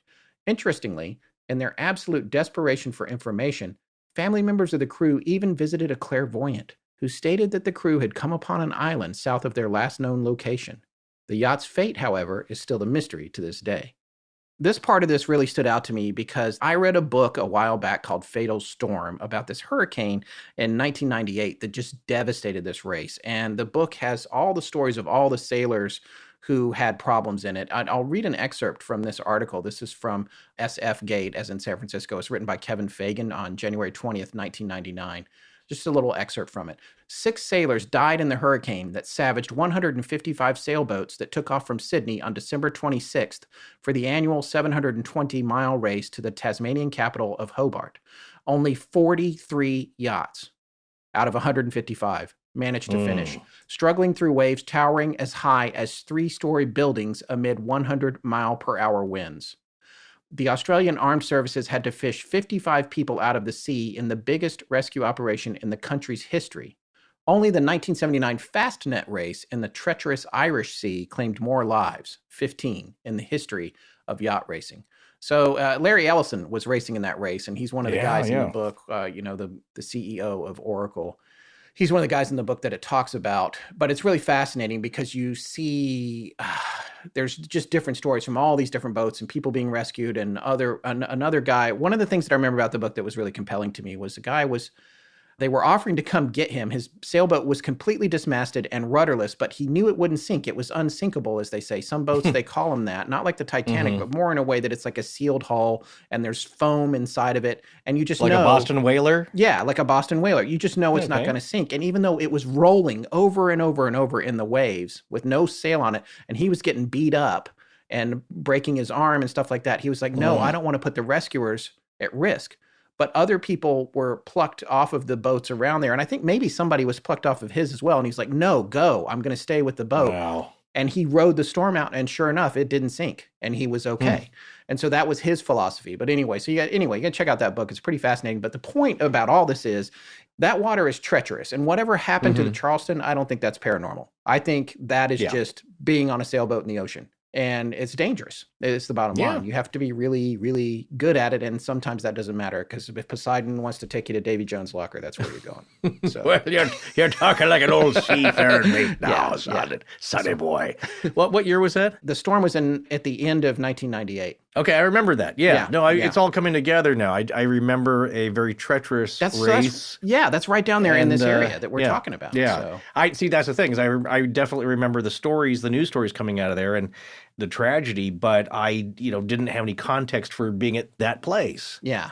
And now Now we're putting it all together, right? And that's why we do the show, just for our own edification. So we can learn things. And I can talk like a pirate, an old sea matey. And it's Scott, you best be barfing up the oyster crackers. Oh, my God. Sorry. Sorry, cut that. No, don't cut it, please. I beg you, leave it, Sarah. Well, one of the things that we're going to talk about here coming up are some of the reasons that people think Valentich might have gone down that are not UFO related. Some of these ideas that he was suicidal or that there was what they call a death spiral, which is a long, slow thing. I think there was a supposition that this is what happened with JFK Jr. And forgive us pilots out there that are listening. I know you're out there. But I believe that what happens in these conditions, especially if it's foggy or you have a problem seeing the horizon, is that you're slightly banked. So you're flying in a very, very gentle circle and also descending and not really realizing it. And by the time you do realize it, you've hit the water or the land or whatever in the case of that sort of spiral situation. However, as we know with Valentich, it was clear. Yes, he wasn't that experienced, but it was clear and it wasn't even dark yet. So that's something that we're going to talk about. We're also going to talk about this idea of flying upside down. So let's get to this part of Chris's interview. By our calculations, it wasn't necessarily dark at this point. Wasn't sunset super late? It's not. There was we know there was a Skeptical Inquirer article a few years ago, which I had read. I was actually a subscriber to Skeptical Inquirer at the time when it came out. It basically says, look, Valentich, case closed. We've worked it out. We understand what happened. He mistook Venus and the moon for this thing, or the moon for this thing, and he went into a death spiral and he fell into the water because it was dark, and that happens to pilots sometimes, and that's the end of the story. Right. I'm probably not doing it justice. Please go and read it. I mean, we have looked at it, and that was the crux of it. And the first thing I thought was like, I don't think it was dark, but it's not dark. Yeah. Well, this is the problem. So he sets off about an hour before sunset. His final transmission is 6 minutes before last light. Okay. So it is not dark when he radios the tower. It is getting dark, but I find it, I mean, I always have a problem with this theory about, mistaking planets for UFOs anyway. Yeah. It always strikes me as not likely. I don't actually know anyone who's done it. I don't think I'm interested in astronomy. I'm out at night looking at stars and things like that. I've never looked at a planet and gone, is that a UFO? Or is that something else? Or is that a satellite? And one would think, especially a pilot, would not make this error. That in itself makes me suspicious about the whole thing. But then, it's not dark. It's not dark enough that you have the circumstances where you could mistake a planet for a light that's close to you, in my opinion. And so here's my question then. When you, like in the report that it was saying that, oh, right, last light was 1800, or sunset was 1854 hours. Is that right? Cape Otway. Yeah, 1854. Okay, so 654. Oh, right. So it was about an hour before. And then and then it says 1918 hours. So that's when it gets completely dark, I guess. That's right. And his last transmission was 1800 and 12 minutes or something in that area, right? Yeah. Okay. It's getting dark. The sun is setting, but it's not dark. Right. Yeah, and that's another thing that Scott and I noticed. When you think about it logically, if it's even before twilight, rarely I can remember maybe seeing one of the planets as a faint dot. But there's several things about, I'm totally on board with the mistaking Venus angle on that, and that if you do see a bright dot, it's slightly larger than a regular star, you could say, and it's steady, but it doesn't move. And it's not that big. It's still essentially a pinpoint in the sky. And do we know if he's, as an aviator, a student aviator, studied any celestial navigation? It was much more common in the 1970s to study celestial navigation, and it's likely when he was doing private study and the study with his military tutor that it was covered, but we don't have any evidence to say whether he did or he didn't. So the answer is I don't know, but I would say it's much more likely that he would have, because in the 70s we just didn't have the instrumentation that we have today. Right. It's not likely you would study celestial navigation unless you're doing an advanced course today. Yeah, I would agree with that, especially after as much research as we've done with the Amelia Earhart case and how it was a very prevalent thing, especially back then, pre-instrumentation that we have now. And then the other thing is, if it's still light out, that's my big point, is that I'm not sure Venus or any of the other planets would have been visible at all. I mean, you get very clear nights down here. And so if you're flying and it's not very cloudy, it can be quite close to sunset and you can see some stars, especially so if you've got the sun on one side and you've got, say it's the right conditions and you've got, say, Saturn or Jupiter on one side, then you can probably see them, but not in any way that you would go, oh my God, what's that? You'd go, oh, small pinpricks of light. Right. It's certainly nothing he described to the tower there with 4 very bright landing lights at first. I don't see it. No, I just don't see it. Okay. I mean, I'm sure you guys have heard the theory about that he was flying upside down and the moon was reflecting off the water and all that sort of stuff. And to me, that's one of the most ridiculous things ever. But I mean, the reason, obviously, first and foremost, is that his particular Cessna had a gravity-fed engine. Right. So I had a friend who flew light aircraft and would actually fly out of Moorabbin Airport. And I did ask him, first of all, I wanted to know, is it possible to fly upside down and not know you're flying upside down? And his considered opinion was no. Right. Most of all, because you often have loose things in the cockpit, like you have, like particularly in those days, you'd have a clipboard or something like that. And in a thing that obviously gravity still works in a plane. And so that would not be ideal. You obviously noticed that something was going on, and especially if you're doing it for a concerted amount of time, like it wasn't just a barrel roll or something. And then when we discussed the case more, he was like, well, there's a lot of Cessnas, particularly early ones, had gravity-fed fuel injection.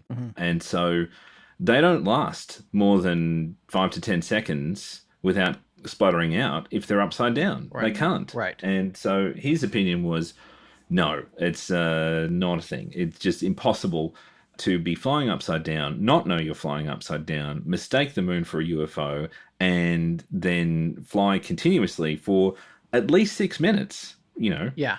and then not have your engine, have your engine only cough out towards the end of that 6 minutes. Right. Yeah, that to us, just from a common sense point, didn't make sense. As we talked about a little in part one, if you are flying in a loop, as you just mentioned, Chris, gravity does still apply, because I've seen videos of a guy actually pouring water from a pitcher into a glass, but he's doing a loop. And so, as people may understand, it's like that trick where you have a wire with a J hook on the end, and you could swing a penny around. Or if you swing a bucket of water around in a circle with your arm, the water will stay in the bucket. Centrifugal force. Yeah, so that is the force of gravity keeping that in. And if he was doing that, maybe he wouldn't have noticed, but from all accounts, he was not doing a loop. No.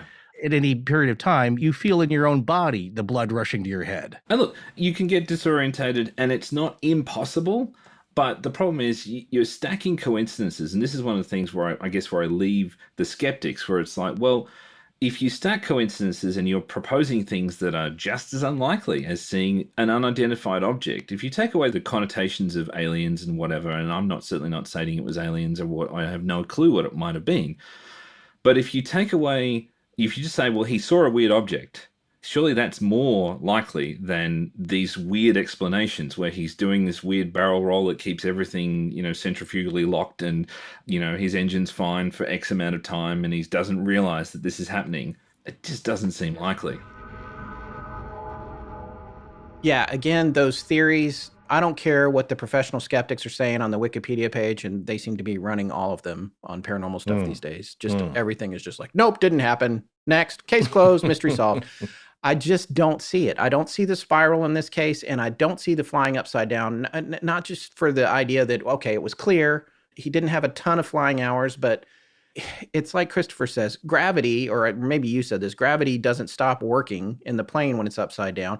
And the plane also has a gravity-fed engine. And we did talk to somebody, a friend of the show, friend of Tessa's actually, who is a pilot. And he said, look, there's things you can do to modify these engines so that, of course, they'll do that. Like trick planes, they fly at all different kinds of attitudes, of course. But that's not what's happening with this rental plane at Southern Air Services. This aircraft, if you flew it upside down, it's going to stall out. So after a few seconds. What her pilot friend said, and what we know, Scott, of course, with his old Jeep, which would conk out on an incline when we were trying to off-road, is that with fuel or oil at not, let's say, totally level angles, your vehicle is not going to get the oil and the fuel it needs to keep running. If you run out of oil upside down, the engine's going to seize up after a while. Jimmy, just a matter of minutes. If you don't get enough fuel pumping, it'll choke out sooner than that. It's going to stall. It'll choke out. Yeah. I remember one time he was all proud. He had his big CJ7 up on this hill, and I think it stalled out. Well, there's a 1979 302 V8, and that carburetor did not like to be at more than 30 degrees. It was a steep hill. So I will grant you that. It didn't like it. Yeah. No, it did not.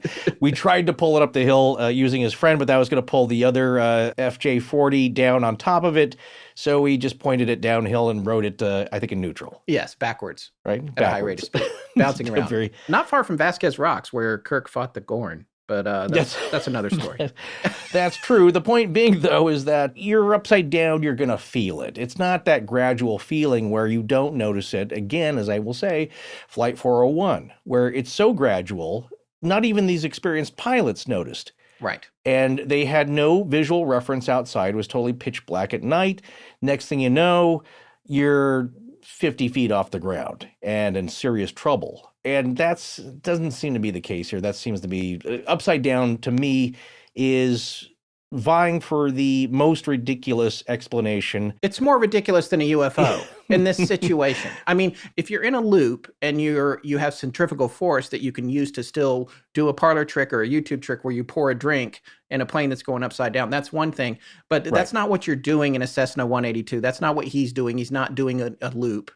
And it just doesn't make any sense. You're if you're upside down, your hair, everything inside the cabin is falling on the ceiling. It just doesn't make sense. Yeah. It's absurd, frankly. It's almost, it makes me mad. Absurd. We did want to talk to Chris a little bit about his take as a local on some of the character witnesses and the people that knew Frederick personally. And also we're going to talk a little bit about a supposed audio tape of the actual conversation, the one that we did a reenactment of the transcript between Valentich and Roby at Flight Services Unit in Melbourne. One of the other really interesting angles on this case was that it's not an isolated incident. From our research and one of the blogs on Above Top Secret, one of the enthusiasts there had said there were multitudes, maybe even up to 50 reports of various degrees and different things, of course, but some that actually coincide with the timing and the visual identification of what Valentich saw, and of course reports afterwards. And I think at least 10 reports made to the RAAF. Yeah, exactly. Like, there was definitely a flap, as I guess, do you say flap? That's what we say, yes. And by we still do. Collective amateur UFO researchers, we use the word flap all the time. Yeah. So definitely a flap in the area. And I think, as I said, this links to the Kaikoura sightings in New Zealand in a really interesting way. So yeah, Mike Hodges, the mechanic who was the last person to talk to him, calls him anxious, perhaps a little bit of an anxious flyer, but serious, and who asked many technical questions, clearly was very interested in aviation and wanted to know about aviation and wanted to be a better pilot. And even as he was talking to him on the ground that night, he was asking technical questions, which doesn't sound to me like someone who's like in a suicidal frame of mind or someone who's about to disappear off into the sunset. And I know there were suggestions that he wanted to steal a Cessna or something like that. Yeah. Which I think with every year that passes seems less and less likely. Right. To me, the typification of people who are suicidal or in a bad frame of mind, generally they'll just be quiet. They don't want to engage. They won't want to keep up the normal social mores. They'll just be quiet about what's happening and just sort of, ride off into the sunset. Yeah, I couldn't agree more. It doesn't seem like he would be asking about things to improve his skill set if this was his last flight. Yeah. Most people say he was friendly, a bit of a larrikin, had a very Australian sense of humour, so did practical jokes, made fun of authority, didn't take everything seriously, but serious when the occasion arose. Rhonda, his girlfriend, Rhonda Ralston particularly, said that he was a very serious pilot. He would fly places. He flew her to Newcastle to meet her uncle. And she said she was supposed to be going with him that day. So in the 40th anniversary, FUFORS had a meeting at Moorabbin Airport, which is the airport that he took off from. And she had an interview there and said, yeah, she was supposed to be going with him. They'd obviously become engaged, but the ring was still on lay-by, so he hadn't actually given her the ring, but she said yes. He said that he would be back that evening once she found out that she couldn't come with him. And she'd gotten dressed up and was ready to go out with him that evening. She slept in the clothes that she was going to go out in. And she rose early and heard on ABC radio that morning that he was not, or there was a flyer missing across Bass Strait. And so she called Moorabbin Airport and said, hey, I think I know that guy. And like the person who answered the phone said, well, what's his name? Because we've had a lot of calls. Mm-hmm. And she's like, Frederick Valentich. She's like, oh, okay, yeah, you better get down here. Okay. So Guido, his dad. So people say Guido was a believer in UFOs. And it seemed to me, from all the interviews I saw and read, that he was kind of a believer post factum. He may have had a passing interest in UFOs, but I think he just kind of wanted to believe that his son was still okay. Right. If you hear the interviews, he's still like, well, it's possible that, some kind of aircraft, people tell me it's possible that some kind of aircraft could have taken him. And it's like, okay. I don't want to dissuade you because it's incredibly sad. Yeah. But, it doesn't seem like he was a fervent believer. I think he was just sort of going, yeah, I hope my son's okay. And, he still held hope. Like, he died in 2000. He still held hope to, the last few years that his son would come back or turn up or, everything would be okay, as you would. Right. I think that's perfectly normal and natural. So he was an Italian immigrant. As I said, we had a lot of immigrants come in the 1950s and 60s and 70s. And he lived in Avondale Heights, which is a lovely area, former dairy and apple sort of place. And yeah, he just seemed to just love his son and miss him terribly and didn't want anything bad to have happened to him. That was just my impression. That's always the impression I got when I heard him or listened to what he had to say. Yeah. Do you know if anyone had tried to, after he passed, has tried to acquire the tape of the conversation or anything like that? Look, I haven't heard about it. I can't imagine that people would have just let that dog lie. Yeah. But I've never heard that anyone recovered it, and maybe there was a search by the family. But at the same time, my feeling is like it's a cassette tape, and it might not have been labeled. It might not have been labeled in a way that made it obvious what it was. So it just would have been hard to find. Maybe it was in a box somewhere, and we're still yet to find it. But no, we don't have it. It's with the PGF film somewhere. Patterson Gimlin film, yeah. It's like all these bits, they're out there somewhere. It might be a trash heap, but unless it's been destroyed purposefully, it exists somewhere. So until that happens, you never know. These things do turn up occasionally. Here's what's interesting about this. Forrest, you found that forum that had a whole discussion about the possible existence of the actual recording of Valentich's last conversation, right? That we've both been through now.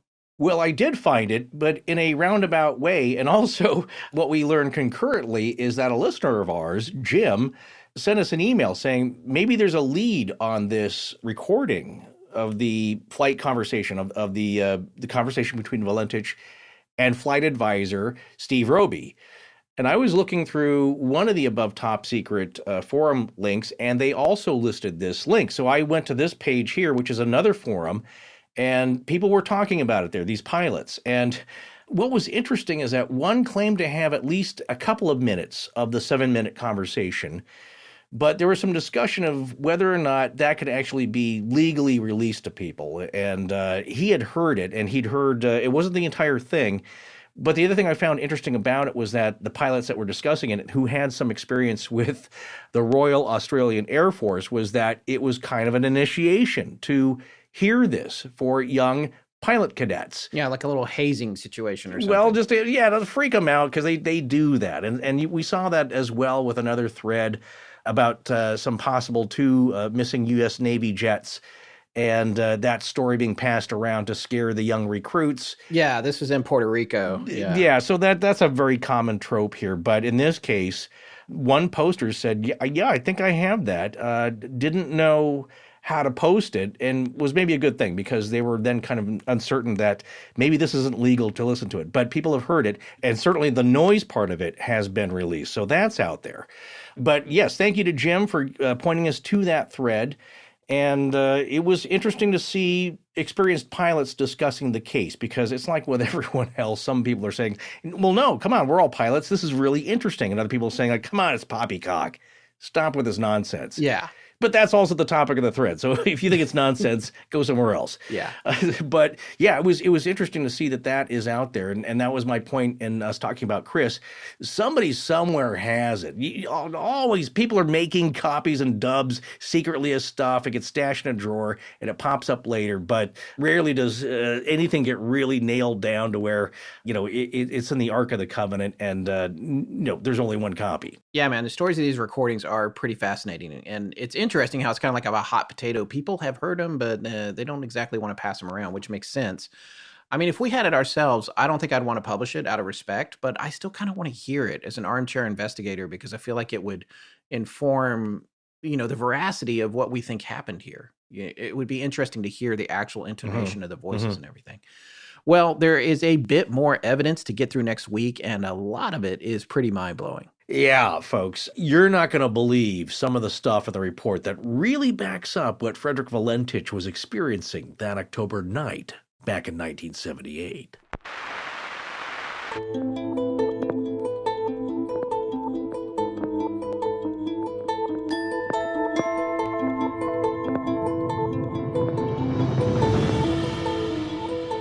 That's going to wrap up part 2 of our series on the disappearance of Frederick Valentich.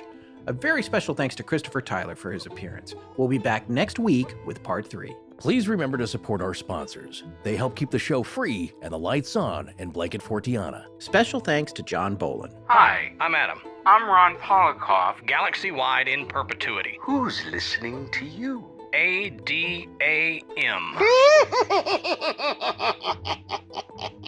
Our show is edited by Sarah Voorhees Wendell and co-produced by Tess Feifel, who is also our head of research. Our theme, which is available as a ringtone, was composed by Judson Crane, and our sound design and additional composing is by Ryan McCullough. Special thanks to the Astonishing Research Corps. But most importantly, we want to thank you, our listeners. Visit our store at astonishinglegends.com or interact with us and other listeners on Twitter, Facebook, and Instagram. You can also support the show at patreon.com/astonishinglegends, where patrons have access to additional bonus content. No part of this show may be reproduced anywhere without permission. Copyright Astonishing Legends Productions. Good night.